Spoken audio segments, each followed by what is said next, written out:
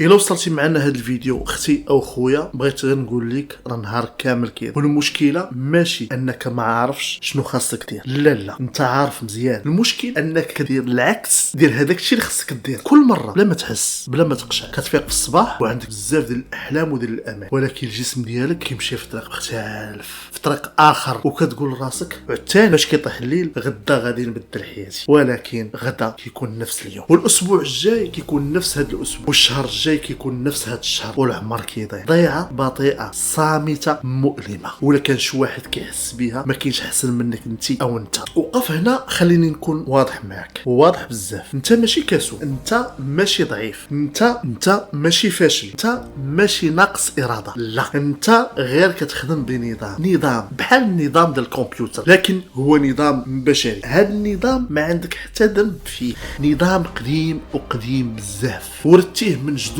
من ايام كان الانسان كيعيش في الغابه. نظام مازال كيقرر قراراتك كل نهار، كل ساعه، كل لحظه، كل ثانيه. هاد اللحظه اللي انت جالس فيها دابا، هاد النظام هو اللي خلاك تولف، وهاد اللحظه ايضا هاد النظام هو اللي خلاك تخرج من الفيديو اللي قبل من هذا، وهاد النظام هو اللي غيخليك تسمع هاد الهضره وغتقول هاد الشيء بزاف عليا ما عندي ما ندير به، وغتخرج من هذا. ولكن هنا كاين شيء مختلف، انت بقيتي معاه، ولا كان شي دليل في هذا البقاء ديالك معنا هو انك انت عايش من هذا النظام. باش تفهم علاش كنديروا اشياء كنعرفوا انها مضره، باش تفهم علاش كتختار تليفون على الكتاب، باش تفهم علاش كتاجل عمل مهم. خاصنا نفهموا حاجه واحده، شنو هو بالضبط هذا النظام. رحبوا معايا بضيف العدو الجميل اللي حمانا مئات السنين، واللي خرج علينا الحياه اللي كنعيشوا فيها دابا. بالضيف ديالنا واللي سميتو نظام البقاء، سيرفايفل سيستم. في الستينات عالم اعصاب بول ماكلاين من جامعه يال طور نفس النظريه كتسمى النظام الثلاثي او الدماغ الثلاثي، ترين براين. هذه النظريه كتقول ان دماغنا مكون من 3 اجزاء. فهم معايا مزيان وركز معايا. كل جزء طور في زمن مختلف على الزمن الاول. دماغ الزاحف اقدم جزء، مسؤول عن التنفس، ضربات القلب، الغرائز الاساسيه.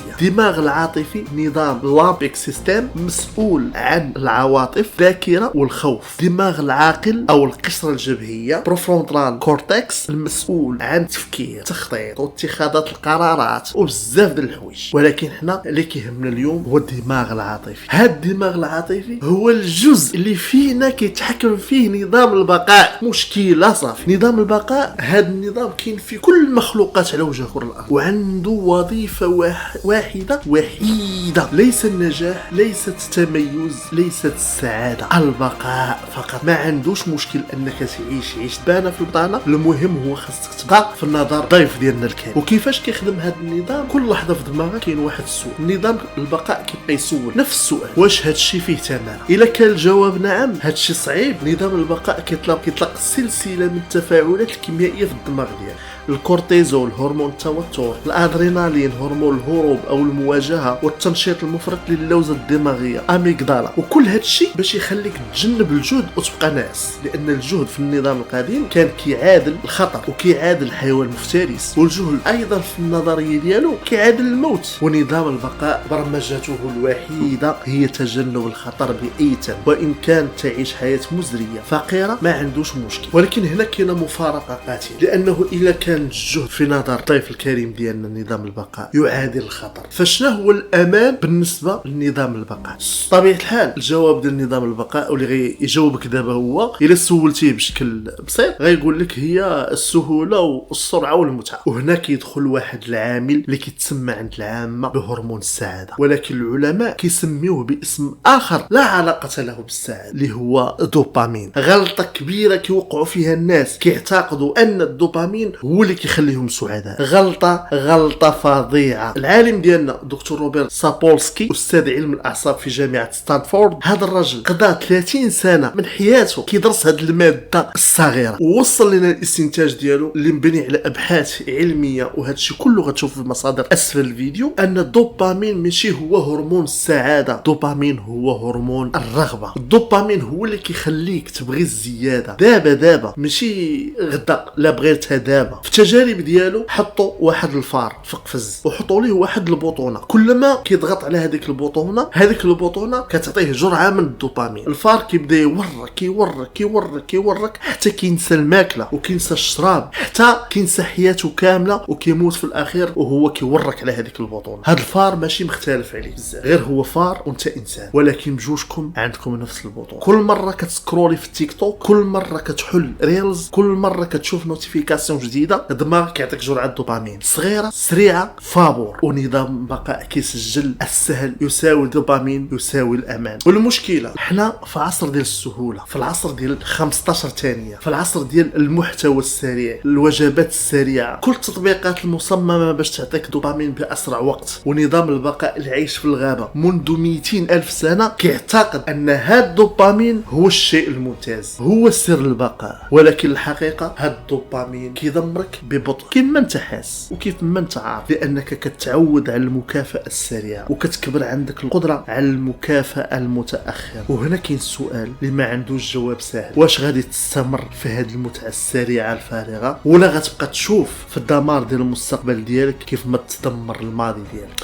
الان او دابا وصلنا للحقيقه اللي نادرا ما كيتكلم عليها شي واحد. نظام البقاء صمم لعالم ما بقاش كاين. 200,000 سنه كان الجهد فعلا خطر، الا درتي جهد بزاف ما بقاتش عندك طاقه باش تهرب من الاسد، اذا خديتي مخاطره يمكن تموت. الكسالى في العصر الحجري هما اللي عاشوا وهما اللي تزوجوا وهما اللي ورثوا جيناتهم وهما اللي عطاوك هذا الورث المكفس. اما اليوم اكبر خطر ماشي الاسد، اكبر خطر ماشي الجوع، اكبر خطر ماشي البرد، اكبر خطر في العصر ديالنا يظهر على الشاشة حياة سهلة فارغة، حياة سهلة بدون عمل، بدون تقدم، بدون خطوات إلى الأمام، لأن السهولة كتخليك ترتاح ولكن كتخليك أيضا ما تنوضش من بلاصتك، الحلم ما تحققش، تعيش حياة عادية مملة مكفسة. ونظام البقاء كيتصرف بحال إلا حنا في الغابة، باقي كيعتبر الجهد خطر، باقي كيختار السهولة في كل مرة، ولكن حنا ما بقيناش في الغابة. وهنا كاين المنعطف المعرفي اللي خاصك دابا تفهمه باش تبدل حياتك. دابا بعد ما شفتي العدو ديالك الحقيقي، بعد ما شفتي كيفاش كيخدم هذا العدو، بعد ما فهمتي علاش كتبقى تسكرولي في التطبيقات وبارك في بلاصتك، جا الوقت باش ناخذوا الحلول. هاد الحلول ماشي كلام خاوي، ماشي تحفيز رخيص، ما هاد الحلول مبنيه على علوم، علم اعصاب، نيوروبلاستيسيتي، ابحاث كوغنيتيف بيهيفيورال ساينس، تجارب من ستانفورد، هارفارد، ميت. كل حل كيستهدف نقطه ضعف في نظام البقاء باش نخدعوه ونبرمجوه من جديد. الحل الاول اللي كدير دائما اول معركه في نهارك كتبدا اول لحظه كتحل فيها عينيك، في هذه اللحظه نظام البقاء كيكون كامل طاقه، واقف باش يختار لك احسن طريقه اللي هي الراحه والسياحه. كيف ما العاده تسجيلات تخطيط الدماغ الEEG كتظهر ان الدماغ في الصباح كيكون في حاله اسمها ثيتا ستيت. هذه الحاله كتخلي العقل قابل للايحاء، حالم بحال شي طفل صغير بلا دفاعات، والقرارات اللي كتاخذها في هذه الفتره كتحدد نغمه نهار كامل. طبيعه الحال فاش كتفيق اول حاجه كديرها، كنهضروا على الجزء الخايب منك او منك يا اختي، هي كتقلب الهاتف، كتقول نظام البقاء صباح النور، صباح الخير، خذ مقود السياقه، انت الادرى، كيعطيك جرعه دوبامين سريعه صباحيه من التطبيقات، والنهار كامل كتدخل في المود ديال الفارم والبطونه. اما الحل اللي هو بسيط ايضا وسهل ولكن كيجيك التصعيب، هو في 30 دقيقه الاولى ما تشوفش التليفون، خليه في بيت اخر، خليه تحت الناموسيه او تحت السداري، خليه في مكان ما تشوفوش. دير واحد الحاجه جد بسيط، قاد السرير ديالك. غتقول لي علاش؟ انا غنقول لك علاش. دراسه من هارفارد، ترتيب السرير كيقلل التوتر وكيزيد من الانتاجيه، وهذه دراسه علميه وكل شيء غتلقاو في المصادر بالاسفل الفيديو. تمارين التنفس ويم هوف، هاد الطريقه المثلى قلب عليها في الانترنت او سول محركات البحث غيعطوها لك كيفاش ديرها. شرب كاس ديال الماء بارد ينشط الجهاز العصبي. كتابه 3 اهداف، فقط 3 اهداف لليوم. علاش هاد الشيء كيخدم؟ لان نظام البقاء لما كدير شي حاجه فيها جهد كبير حتى الا كانت صغيره كتعلموا درس مهم. الجهد في هذه اللحظه سي نظام البقاء ما قتلكش، وكل نهار كيتكرر هذا الدرس كتضعف القناعه ديال نظام البقاء وكتبني ليه قناعات جديده، قناعات اللي كتحكم فيها. تفكر مزيان، الا ربحتي الصباح ربحتي النهار. الا خسرتي الصباح نهار كامل غادي يكون مجرد محاولة تعويض فاشلة هذاك الصباح اللي ضيعتيه. عندك واحد المفهوم في العلم المعرفي سميتو كونكتيف لاود ثيوري، طوره العالم جون سويرل الثمانينات في جامعة نيو ساوث وولز. هذا المفهوم كيقول الدماغ ديالك عنده مساحة محدودة بحال رام ديال الكمبيوتر، كل قرار كتاخذه منه، كل تفكير كتزيدو كيستنزف هذه المساحة. ونظام البقاء كيكره الفوضى، كيكره الغموض، كيكره عدم الوضوح، لأن الفوضى في الغابة القديمة كانت تعني الخطر. بالتالي الأفكار ديالك خاصهم يكونوا واضحين. 3 الأفكار فاش كيكون عندك 20 مهمة ماشي مرتبين ما عارفش منين تبدا، نظام البقاء كيتوتر وكيبدا في التشتيت ديالك ويحاول يهربك للحاجة السهلة. بالتالي ما تفوتش 3 تدوينات اللي غديرهم في نهارك. كتب 3 المهام فقط، غير 3، 1 2 3، رتبهم حسب الاهميه. المهمه الاولى اللي كتخاف منها، اللي كتهرب منها. المهمه الثانيه اللي كتخدم المقدمه المهمه الاولى. المهمه الثالثه شي حاجه صغيره باش تحس بالانجاز ديال النصف الاول من النهار ديالك، وما تفتحش التليفون ولا تشوف النوتيفيكاسيون حتى تكمل المهمه الصعيبه. السر العلمي هنا لما كتخفض عدد القرارات كتخفض استنزاف الجلوكوز دماغك، وكتخلي بريفرونتال كورتكس المنطقه المسؤوله عن التركيز وضبط النفس باش تشتغل في القرارات المهمة ماشي في التفاهات. ونظام البقاء لما كيشوف الوضوح كيهدأ، لأن الوضوح يعادل الأمان، والأمان يعادل القدرة على التركيز. خطط قبل ما تنعس ب5 دقائق، والصباح ما تفكرش نهائيا، فقط نفذ. هذا الحل كيتسمى عند العلماء The 5 minute rule، ولكن أنا كنسميه خدعة نظام البقاء. واش كتعرف شنو هو أكبر عقبة بينك وبين أي هدف؟ ليس الكسل، ليست الظروف، ليست المهارات. أكبر عقبة هي المقاومة النفسية اللي كتحسها قبل ما تبدا. في الجامعة تورونتو داروا تجربة باستخدام التصوير بالرنين المغناطيسي الوظيفي fMRI وخرجت نتائج مدهشة. لما كتفكر في بداية المهمة بشكل كبير الدماغ ديالك كيشغل نفس المنطقة اللي كتشتغل فاش كتحس بآلام جسدي. إلا ضربك شي واحد كتحس أو تجرحتي كتحس في هذه المنطقة اللي كتسمى anterior cingulate cortex. التفكير في العمل هو اللي كيوجع ماشي العمل نفسه، ونظام البقاء كيقرا هذا الألم كيترجمه للخطر وكيبدا يحاول يهربك لأي حاجة سهلة. الحل لا تحارب النظام مباشرة، وما تبقاش تفكر بزاف في النشاطات اللي غدير اللي هي مرهقة، لأن هذاك التفكير كيف ما قلنا كيحفز مناطق ديال الألم في الجسم وكيخلي نظام البقاء كيحول هذاك العمل اللي هو بسيط وكثرتي فيه التفكير بزاف إلى شيء خطير. قول لنفسك غير 5 دقائق، غير 5 دقائق فقط، وغير كتبدا كلشي كيتبدل ونظام كيبرك اللور وانت هو القائد. دورسو لاترال بروفونتال كورتكس كتنشط كتولي كتركز، مقاومه كتقل، والاهم نظام البقاء كيقرا هادشي ماشي خطر، الجهد القليل فقط 5 دقائق نقدر نتحمله، وبعد 5 دقائق ف 80% من الحالات غادي تكمل، وحتى الا ما كملتيش عندك 5 دقائق ديال العمل هي 5 دقائق اكثر من البارح. وتذكر دائما ان البدايه هي الاصعب.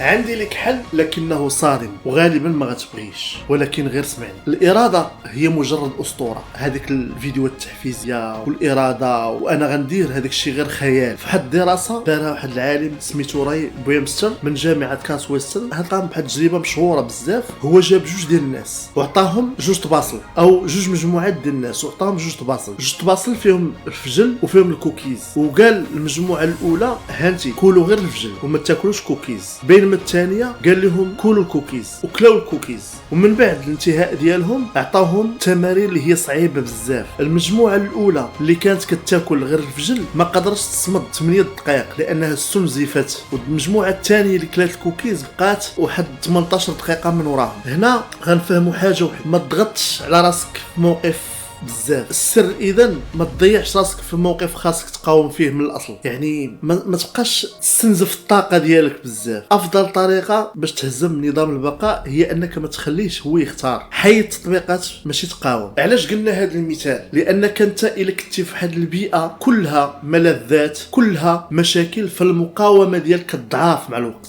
بالتالي انت خصك تاخذ حلول جذريه. افضل طريقه باش تهزم نظام البقاء هي انك ما تخليش هو يختار، حيد التطبيقات ماشي تقاوم، حيدها من تليفونك، خلي التليفون في غرفه اخرى ماشي تحطه قدامك وتقول غادي ما نمسوش. خدم في مكان نقي بلا تلفازه بلا سرير بلا مشتتات. هذا المفهوم كيتسمى في الابحاث choice architecture، طورها العالم ريشارد تايلور. نعم حرفيا هذا المفهوم كيتسمى نوروبلاستيسيتي، المرونه العصبيه. دكتور مايكل مارزنيتش من UCSF يقول الدماغ ليس عضوا جامدا، الدماغ هو طين كل يوم يتشكل، كل نهار كيتشكل على شكل معين، كل فكره كتكررها كتقوي المسار العصبي، كل سلوك كتكرره كيولي اوتوماتيكي. نظام البقاء ماشي ثابت، نظام البقاء كيقدر يتبدل. لما كتختار الجهد بدل الراحه، اولا كتحس بالمقاومه، بالالم، بالتعب. هذا الاحساس هو الشكل القديم لنظام البقاء وهو كيحاول يوقفك،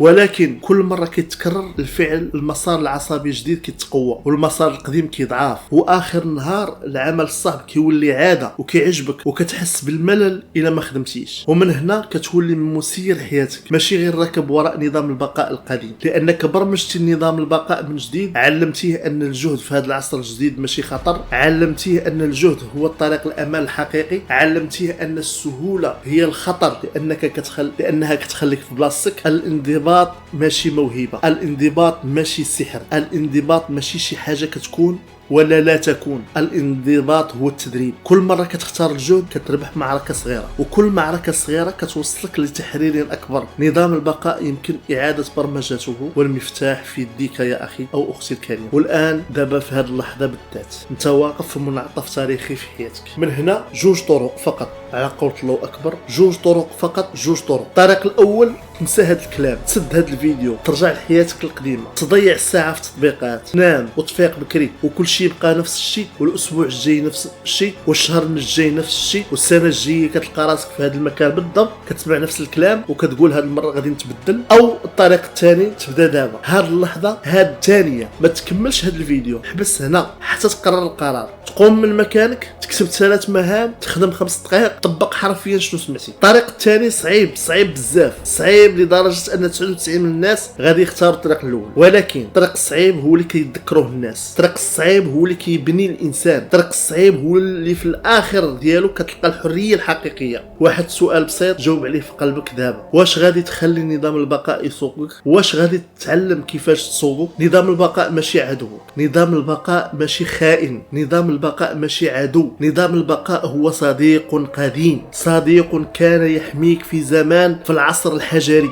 في الغابة بين الوحوش والأعداء. ولكن هاد الصديق ما عادش كيعرف العالم جديد، ما عادش كيعرف ان الجهد اليوم هو الطريق للقيمه، ما عادش كيعرف ان السهوله اليوم هي طريق الفراغ، وإلا خليتيه يسوقك غادي يختار لك حياه سهله فارغه هاديه بلا طعم بلا معنى بلا انجاز. ولكن الا فهمتيه، وإلا عرفتي لغته، وإلا تعلمتي كيفاش تخدعه، ولا بنيتي بيئتك، ولا درتي السيناريوهات، ولا كررتي الجهد حتى ولا عاده، غادي تولي كتستعمله بدل ما هو يستعملك. غادي يكون سلاحك ماشي عدوك الرئيسي، ماشي قفز اللي كيسجنك. غادي تعيش حياة صعيبة مرهقة صعبة، ولكن حياة فيها قيمة، حياة فيها أثر، حياة فيها حب، حياة فيها عطاء، حياة كتخليك فاش كتغمض عينيك في آخر مرة تقدر تقول بجدارة أنا عشت، أنا كافحت، أنا ربحت.